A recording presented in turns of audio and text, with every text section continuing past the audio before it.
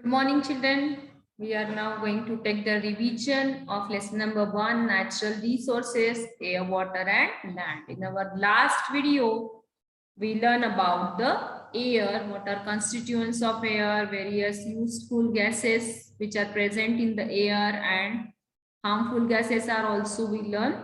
Now today we are going to learn about water. It's another natural resource, very important natural resource. We know life would not have been possible on earth without water. Okay, each and everything, every living being like plants and animals that require the water. So water covers 3/4 of the earth's surface and constitutes near about 70% of our body weight.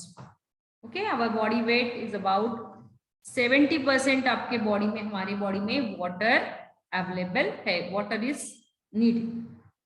Water is essential for survival of every living being on the earth.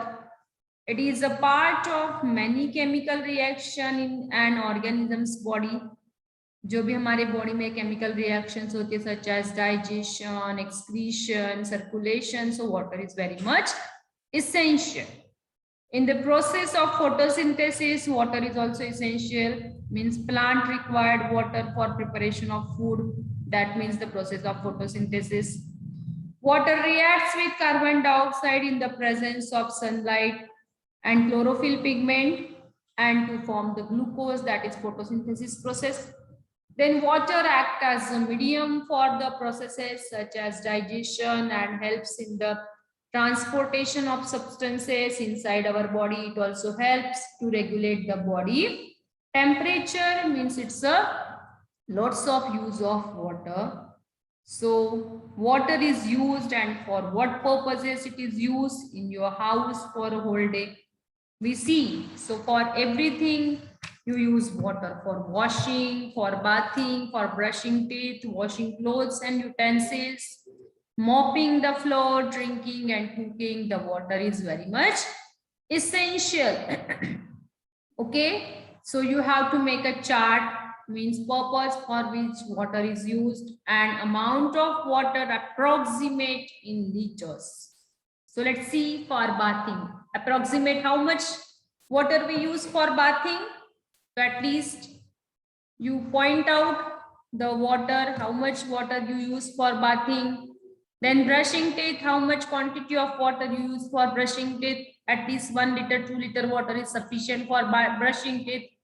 Then washing utensils and washing clothes, how much water? It is 50 liter, 70 liters, okay? Say approximate you should write. Then mopping the floor, how much water is 5 liter, 10 liter.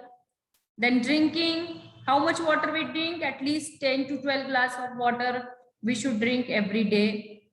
Means that is 2 to 3 liters of water we drink. Then cooking, 2 to 3 liters of water use for cooking. So total use of water you should have to write down. Okay, we should have to point out the total use of water every day we means. So that is the use of water. Then you will see that it is almost impossible for us to spend even a single day without water. See now how much importance of water. Okay, we cannot live a single day without water. हम लोग 1 घंटा के 2 घंटा भी बिना पानी के usually in the summer season हम लोग स्पेंड नहीं कर सकते. So we need to drink 3 to 4 liters of water every day so that all our bodily functions run smoothly.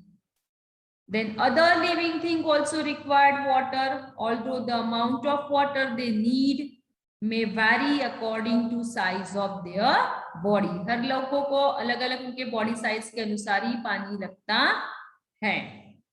Thus we see that water is very, very important natural resource. If hydrogen gas burns in air, hydrogen gas burns in air, it combines with oxygen and water is formed. H2O. What is the formula for water? That is H2O. That hydrogen gas that burns in air. Air में क्या होता है? Oxygen. So that forms water.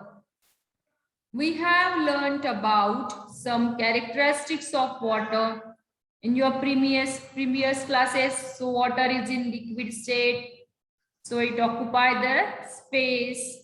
So water is that flow from higher level to lower level. So these are the some properties of water. Okay. Now children, see the distribution of water on the earth. How the water is distributed on the earth. So water is, you know, our earth 70% is covered with water. Okay, 70 means 3/4 covered is water. So see the sea water and ocean water available on earth, that is 97%. The water which is salty water, that is sea water, that is 97% water is available in the sea and ocean. Then 2.7% water available for drinking is a very little amount. So that water, groundwater, ice and water in other forms, we available that water available for drinking is very little amount quantity. So we cannot use all the water on the earth because sea water is the salty. As the water is 97%, that salty water, 97%, but that water has no use, means we cannot use that salty water for farming, we cannot use that salty water for drinking, we cannot use that salty water for industrial use. So that water is not useful. Some water is in a frozen state, so that frozen state are also water. It is in the ice form on the glaciers. A very small quantity of water is available for drinking. Yes, it is enough for all living things. So that water is used, that is for drinking water and used for everything. So we get water from natural resources. We know the various sources of water. There are different sources of water. So water is present in water bodies such as lakes, rivers and oceans. It is also present in the form of ice, in the ice caps and glaciers. Air too contains water in the form of water vapor also. So based on the place from where we get water, these are called sources of water and they are classified, that is surface water, groundwater and rain water. Okay, surface water means upper surface water, then groundwater niche ka, then ground inside the earth's surface, then rain water. So see that one by one in detail. Surface water. The water present on the surface of the earth is known as surface water. Water present in rivers, ponds, lakes, seas and oceans constitutes surface water. Okay. Then rainwater runs off the surface of the earth and forms streams and rivers. On its way, the water in the rivers dissolve. Some soluble salts and suspended impurities also, we should have to remove that impurities. And that water, the impure water, that is making it unfit for human consumption. Lots of impurities that dissolve in that water. Okay. Then water is clean in waterworks to remove these impurities and germs before supplying to our homes. The water that is fit for drinking is called potable water. The water which is fit for drinking, that is called potable water. Okay, children. Then oceans are reservoirs of millions of liters of water on the earth. You know, have you seen the ocean? It's a very big reservoir of salty water. This water is highly saline and is not suitable for drinking, irrigation, and industrial purposes. Because of its dissolved salts are present in that water. It is made suitable for consumption by the process of desalination.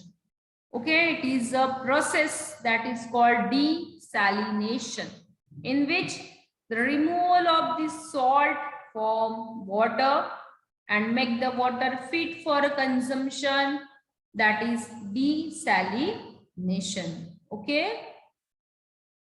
Then rainwater, another source of water, that is the rainwater. So you know, there now the rainy season is going on, so lots of rainwater. It's considered as a purest form of water source.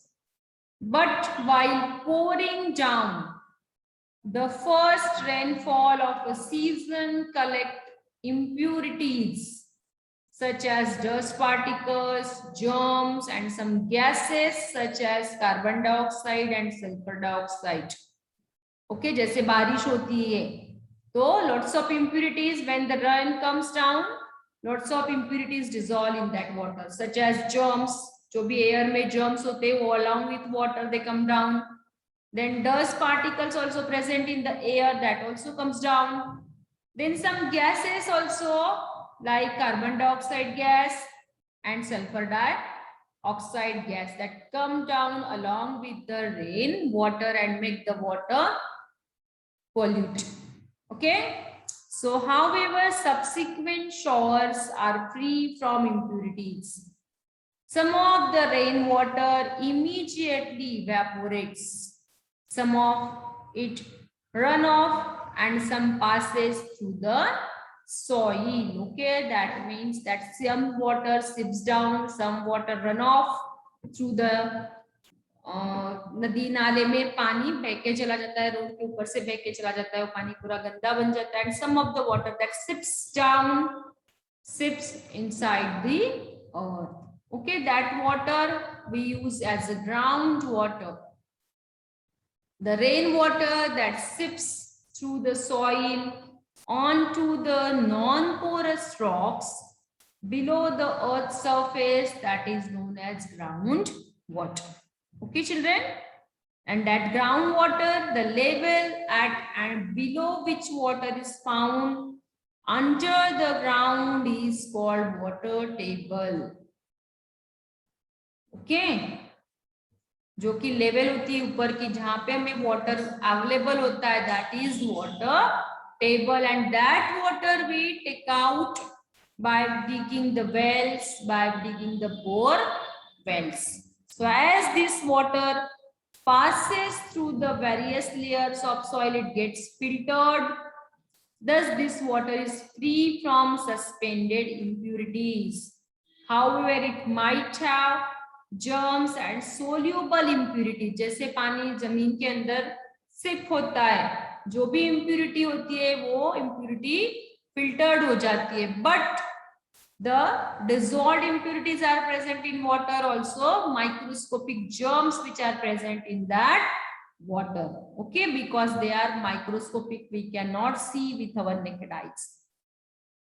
So this is about groundwater. Then another is the main thing is the water cycle. So what is mean by the water cycle? So water cycle is a nature water circulate in a cyclic manner between the earth's surface and the atmosphere. What happens in continuous circulation of water from the earth's surface to the atmosphere, and from the atmosphere back to the earth's surface is called the water cycle.